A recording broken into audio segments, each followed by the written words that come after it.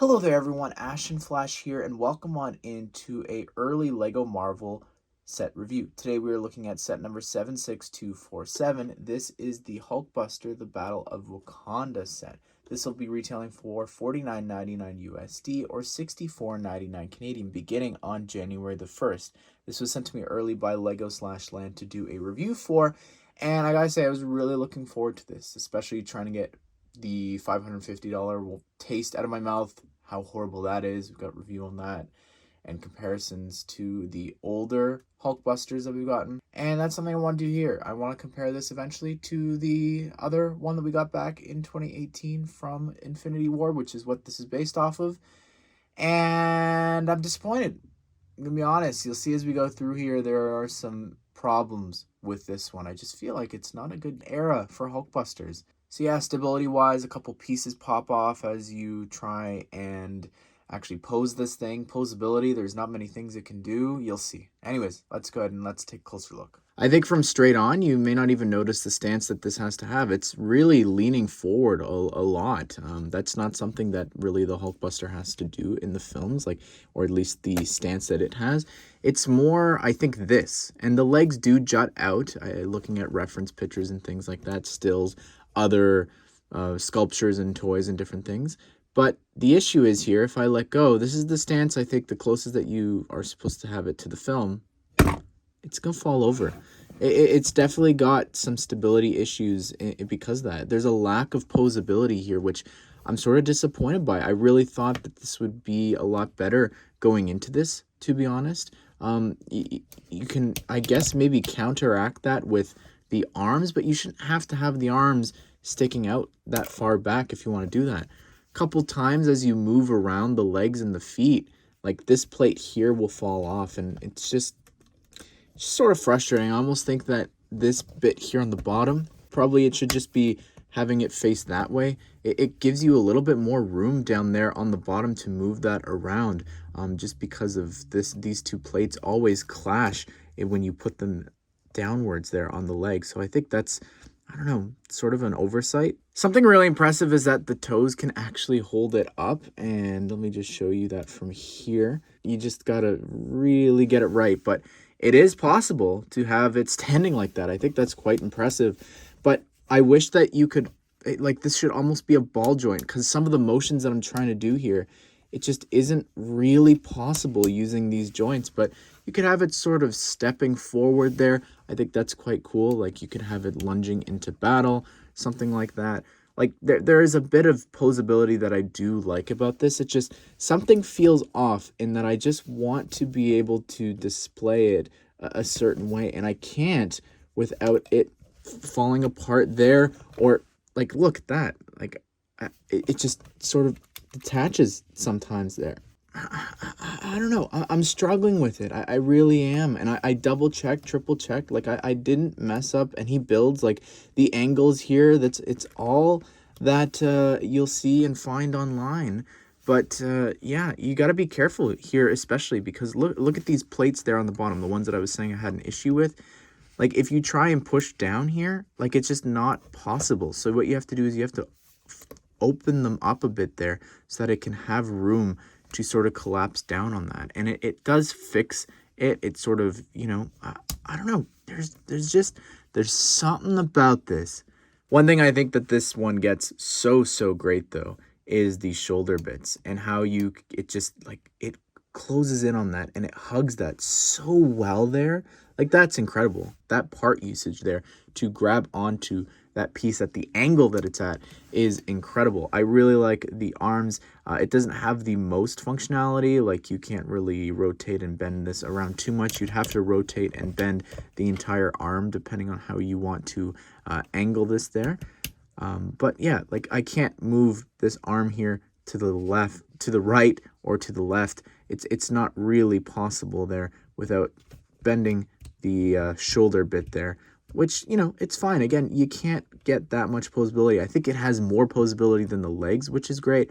These little bits there, I think is cool how it can rotate the hand around. The arc reactor repulsor blast there is really cool with the trans blue.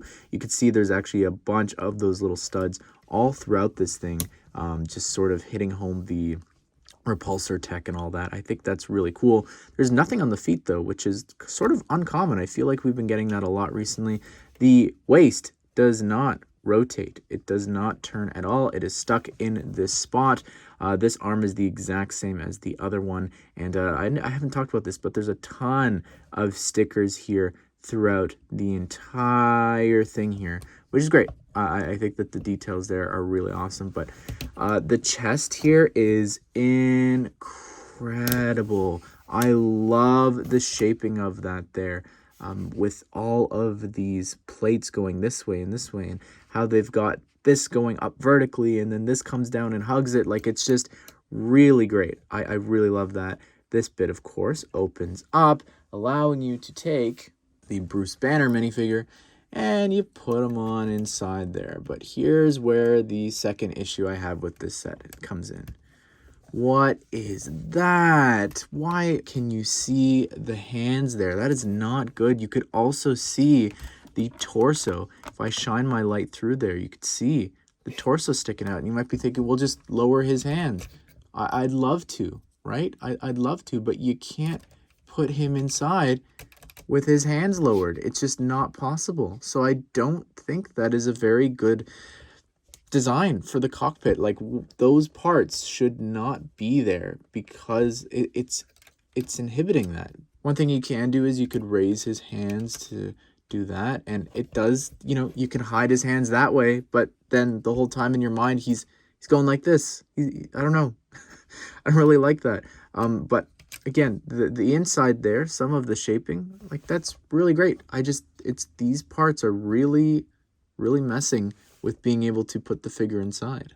Didn't talk about this before, but the back, I like the shaping here as well. And oh, I didn't mention this, but this here, like, the lack of gaps in this set compared to the $550 one, night and day. Here is the Bruce Banner minifigure, and it's definitely, I think, the best Bruce Banner figure we have ever gotten to date. I love the jacket and the plaid shirt printing there. I think that looks really great. The face as well. I like the expression and everything. I think they've captured it quite well. The hair color, it's tough. Like, I wouldn't say it's gray. It's this sort of charcoal color. I would almost go with gunmetal gray.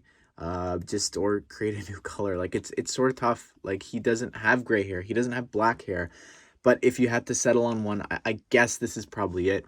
Anyways, hairpiece I think works well, and spinning around here, he's got this sort of, it's his expression of turning into the Hulk. Like, I could see them using that in other sets for the first Avengers or Age of Ultron, but then it's also him sort of fighting with the Hulk and yelling at him. I think it works quite well. Back torso printing, it's fine. And here's what it looks like with the hairpiece on. I just thought I'd show you that because of how it covers up some of the veins and where they end. Here is Okoye, and she has the exact same torso and face that she has in the Black Panther Wakanda Forever set.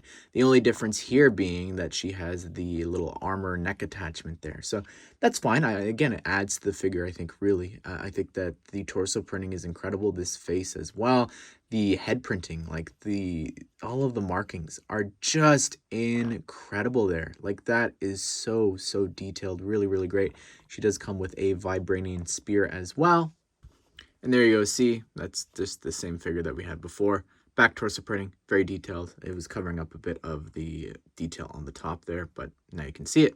The Outriders are back, and it's interesting. This is the exact same figure and face as the 2018 ones. And that's, yeah, I don't know. Very interesting. I'm trying to think of like a bigger gap that we've had of them returning a figure, and I can't really think of too many, besides maybe the 2012 Batman figure. But anyways, yeah, they're back. You know, it's fine. Why not? The torso has always been so incredibly detailed with the different shades of gold, and how they've got the sort of medium nougat being used there for some extra detail. The face is very creepy. The claws here, it's a variant. That this one specifically with those claws. Back, torso, and head printing are very detailed with all the scales and everything. And then here we've got the second Outrider included with the Outrider piece, because they were the ones that introduced it, that and the Iron Spider. So yeah, it works great, I think, for those arms and the effect that they created there. And it's crazy to look back at now how many times this has been used for other things. But yeah, looks great with all the 6 arms there. Well, there you have it, everyone. That is my review of the Hulkbuster, the Battle of Wakanda set. And I don't know, maybe I'm being a bit too negative. Maybe I'm a bit off put by the $550 one still. But yeah, there's just something about this. And I think I need to do that comparison. I was on the fence of should I do the comparison or not. But I think I need to show you the posability that I want to have with this one, that I'm trying to do, that caused it to fall apart and different things like that.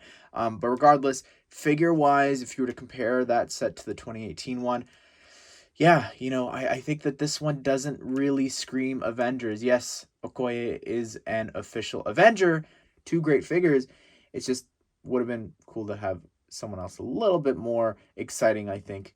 I think that it's a good display set. If you don't want to touch it and you only look at it from the front, I think it works quite well. But I'd love to hear your thoughts on this.